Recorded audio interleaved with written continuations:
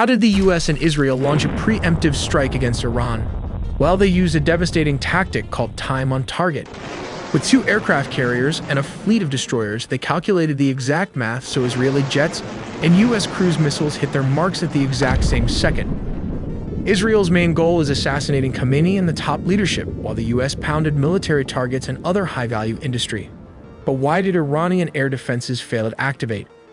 Because the US fights with a different kind of technology using electronic warfare from space, sea, and air.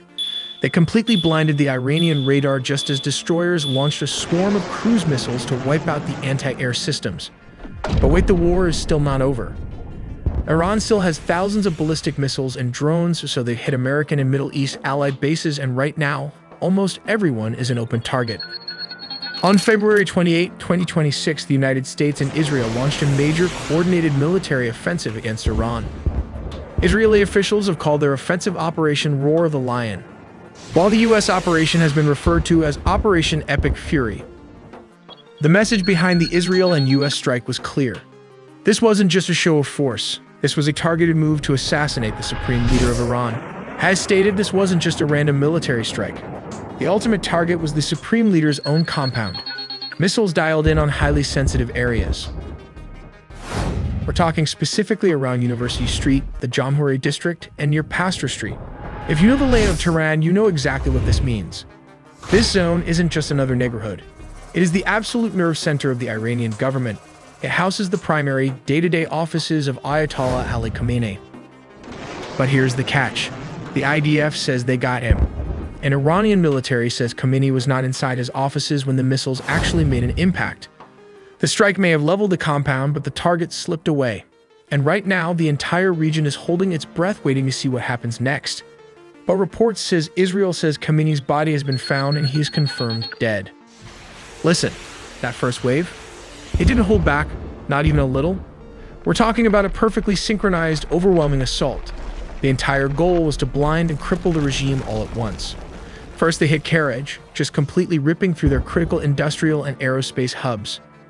Then, Tehran, the capital, rocked. Any illusion of safety they had was just completely shattered. They didn't stop there. They struck Qom, sending absolute shockwaves right through the ideological heart of the country. And if you follow this stuff, you know exactly how heavily fortified that area is. Over in the west, missiles literally rained down on Kermanshah. They neutralized those launch sites before the operators could even think about powering up their radars. And then there's Isfahan, the absolute crown jewel of their nuclear and drone programs. Heavily defended, didn't matter, it just lit up the night sky.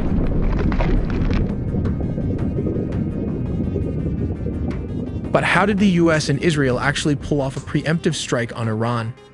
First of all, look at this map. To make this happen, they didn't just rely on local land bases. They brought 2 massive floating cities right to Iran's doorstep. Down in the Arabian Sea, you've got the USS Abraham Lincoln Carrier Strike Group bearing down on the south and east. And over in the eastern Mediterranean, the biggest, newest ship, USS Gerald R. Ford. While Israeli jets flew all the way across the Middle East to reach Iranian airspace, timing was absolutely critical. The moment those IDF jets reached their marks, the missiles were released. And that brings us to the most terrifying, complicated part of this entire operation, the synchronization. Military planners rely on a tactic called time on target. Look at this map. You have missiles firing from submarines, cruise missiles launching from escort ships, and massive payload drops from stealth bombers. They are all deploying from completely different locations at entirely different times. But here is the genius of it. The US military machine was mathematically choreographed so everything impacted Karaj, Tehran, Qom, Kermanshah, and Isfahan at the exact same second the Israeli jets dropped their guided bombs. It was designed to be a total systemic shock and explodes at the same time. A move to collapse the regime instantly. When those munitions finally hit, it was pure shock and awe. But why did the Iranian air defenses fail to activate? Well, to put it simply, the US military operates in a completely different league. Using a highly advanced mix of electronic warfare and cyber operations, coordinated from space to the ground, the coalition was able to inject false data directly into Iranian radar screens. Top-tier Iranian air defense systems like their homegrown Bavar and their Russian-supplied batteries were absolutely overwhelmed by this electronic assault. But to actually hunt them down, the US set a brilliant trap. They launched hundreds of ABM-160 MALDs, miniature air-launched decoys. To a panicked Iranian radar operator staring at a chaotic screen, these tiny drones look exactly like a massive squadron of F-15s or F-16s screaming toward the capital. With the door kicked wide open, fifth-generation stealth fighters, including both US and Israeli F-35s with possible F-22 Raptors, sliced through the airspace completely undetected. Ultimately, the Iranian air defense network wasn't just suppressed, it was completely dismantled, at least for the time period. Because the Iranian do have a huge firepower. Tehran has fired back. In Operation Truthful Promise 4, a massive wave of missiles and drones just targeted US bases in Israel. Here's the fallout. The UAE's Al Dhafar air base was hit, leaving one dead from shrapnel. In Bahrain, the US Navy's 5th Fleet HQ was directly targeted. Qatar's air defenses successfully wiped out incoming missiles, while Kuwait locked down its entire airspace under heavy fire. Meanwhile, nationwide sirens are blasting across Israel, with massive mid-air interceptions lighting up the skies over Tel Aviv and Jerusalem. If you don't want your phone and emails to get compromised like that, you should get this military-grade VPN. Think of Surfshark VPN as your frontline defense. It scans and detects threats, alerting you to thousands of dangerous emails. You can use this web content blocker. All you do is enter the phone's information, pick the types of websites you'd like to block, and then save it. That's it. Your children is protected from any inappropriate or dangerous content. Beyond that, it includes a robust antivirus software to shield your devices from viruses, malware, and tracking by ads, bots, or third parties. Finally, with Surfshark VPN, a single subscription covers not just you, but also your friends or even your entire city if you wanted. Go to our link surfshark.com/AITelly. By buying through the promo link, you will get 4 extra months free, assured by a 30-day money-back guarantee. But how did Israel manage to fly all the way to Iran? At 9 in the morning, Israel launched more than a dozen aircraft, but it's a complicated process. They have to navigate or entirely bypass the airspace of neighboring countries like Syria and Iraq. To avoid hostile air defenses, defense analysts estimate the actual flight distance to reach central Iran is between 930 and 1,240 miles each way. Although these routes may seem straightforward, they involve complex planning, including calculations for air refueling and coordinating attack aircraft to pass through Jordan, Syria, and Iraq. Israel and US strategy was to attack Iran in 3 waves.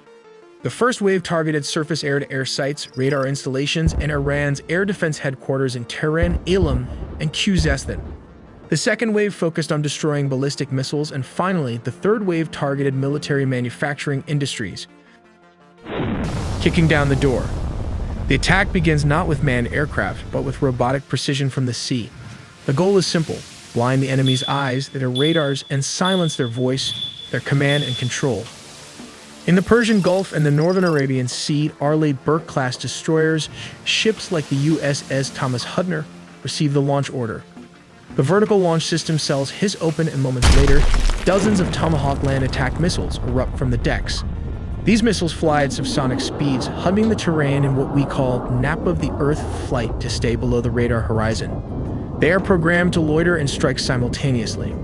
Their warheads slam into S-300 and S-400 radar sites and command bunkers. They degrade the integrated air defense system, effectively carving out safe corridors for the pilots who are minutes behind them. 30 minutes past each hour, while the Tomahawks are still impacting, the silver bullets of the US Air Force are already deep inside hostile airspace. These are the B-2 Spirit stealth bombers. With the air defense network fractured by Tomahawk cruise missiles, usually fired from destroyers hundreds of miles away, the path is now clear. Now comes the strategic sites like nuclear bunkers, which can be bombed by B-2 Spirit, the tip of the spear. Launching from bases in Jordan and the UAE, squadrons of F-15E Strike Eagles roar into the theater. These are the bomb trucks of the operation. Each F-15 is heavily laden with GDAMs and small-diameter bombs. Interestingly, it can carry up to 19 GDAMs or 28 small-diameter weapons. While the B-2s hit the deep bunkers, the F-15s hunt the mobile targets. Their ADSA radars scan the ground for ballistic missile launchers hiding in valleys. Working in pairs, they drop precision bombs on missile convoys, hangars, and secondary command nodes. Once they are Winchester, out of ammo, or low on fuel, they don't go home yet. They connect to this tanker common launch tube that fits into almost any aircraft's existing fuel hatch. They retreat to those tanker tracks established in Phase 1, taking on thousands of pounds of jet fuel in midair before turning back for a second sortie. 2 hours pass each hour. To sustain the pressure, the U.S. Navy's floating air bases enter the fight. Cruising in the Arabian Sea, a carrier strike group turns into the wind. Steam and electromagnetic catapults begin launching aircraft every 30 seconds. F/A-18 Super Hornets launch carrying anti-radiation missiles. Their job is DAD, destruction of enemy air defenses. They are hunting down any surviving radar operators foolish enough to turn their systems on. Meanwhile, F-35 Sea Lightning push forward to gather intelligence and strike high-threat targets that the older jets cannot reach. Orbiting far behind them are the E-2D Hawkeyes, the quarterbacks in the sky, managing the massive traffic of hundreds of U.S. jets. By sunrise, the first wave is over. The eyes of the enemy air defense have been blinded by Tomahawks. The heart of the nuclear program has been crushed by B-2s, and the limbs of the missile forces have been severed by F-15 and carrier aircraft. We make original videos from scratch, so please do subscribe and hit the notification bell for more videos.